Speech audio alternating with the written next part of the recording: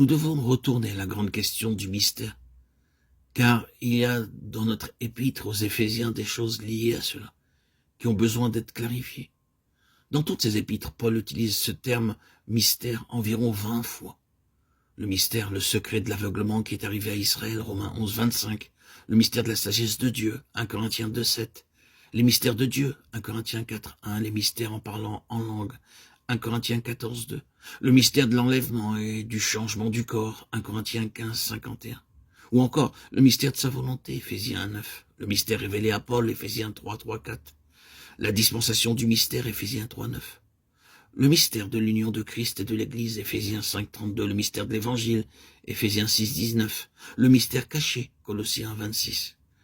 Le mystère de Christ en nous, au milieu de nous, Colossiens 27. Et toujours, le mystère de Dieu, Christ, Colossiens 2, 2, 4, 3. Le mystère de l'iniquité, 2 Thessaloniciens 2, 7. Le mystère de la foi, 1 Timothée 3, 9. Le mystère de la piété, 1 Timothée 3, 16. Il semble qu'il y ait beaucoup de mystères. Mais si nous regardons de nouveau, nous constaterons que, au moins, dans la plupart des cas, le mystère se rapporte en quelque manière à Christ et à l'Église. Il y a très peu d'exceptions à ceci. Lorsqu'il est question de la conception particulière de Paul, ce n'est pas au pluriel, mais le mystère. Et invariablement, c'est en relation avec Christ en personne et Christ corporatif. La chose dont nous devons tenir compte à ce propos est le point de vue particulier de Paul. C'est dans 5 fois dans cette épître aux Éphésiens, il utilise l'expression dans les lieux célestes 1, 3, 20, 2, 6, 3, 6, 12. Et sous cette forme, cela ne se trouve nulle part ailleurs. C'est l'une des expressions de Paul les plus difficiles à comprendre pour quiconque d'entre nous. Nous ne sommes pas tout à fait aidés par d'autres expressions se rapportant au ciel telles que « tout genou fléchisse dans les cieux » Philippiens 2, 10. La traduction dans les lieux célestes n'est pas très heureuse, mais nous pouvons examiner diverses références. Le domaine présent et la nature des bénédictions du croyant se trouvent dans les lieux célestes. Éphésiens 1, 3. Christ est présentement assis dans les lieux célestes au-dessus de toute domination, de toute autorité, de toute puissance et de toute dignité et de tout nom. Philippiens 1, 20, 21. La position de Christ est présentée comme étant celle également de l'Église 2, 6.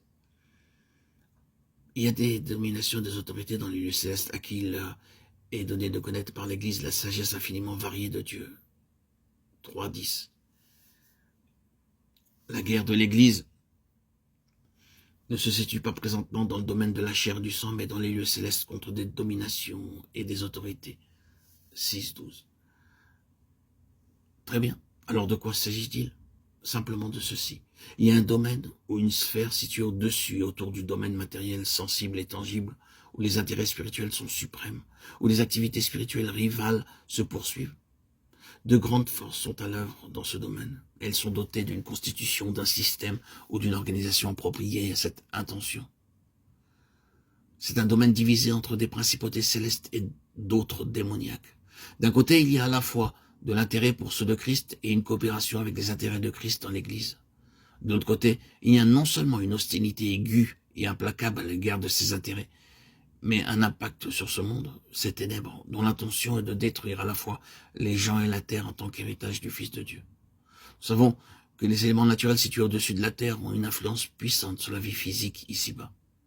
De la même façon, il y a des intelligences et des forces spirituelles qui exercent une influence terrible sur la vie morale et spirituelle dans ce monde. C'est dans ce domaine que Paul voit plusieurs choses appartenant au mystère, l'un étant qu'au sein de la lutte, de la confusion et de tout ce qui semble le contraire. Dieu œuvre à la réalisation d'un dessein qui, parce qu'il est le maître absolu, ne devra pas simplement combattre des forces adverses, mais qui à la fois manifestera sa supériorité et amènera les forces adverses à servir à l'avancement de ce dessein.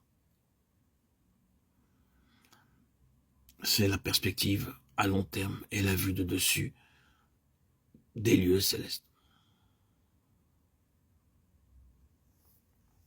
Parce que Christ ressuscité et exalté est assis à la droite de Dieu et représente inclusivement l'Église dans cette position. L'Église est assise ensemble avec lui dans les lieux célestes pour le bien présent et final de sa souveraineté.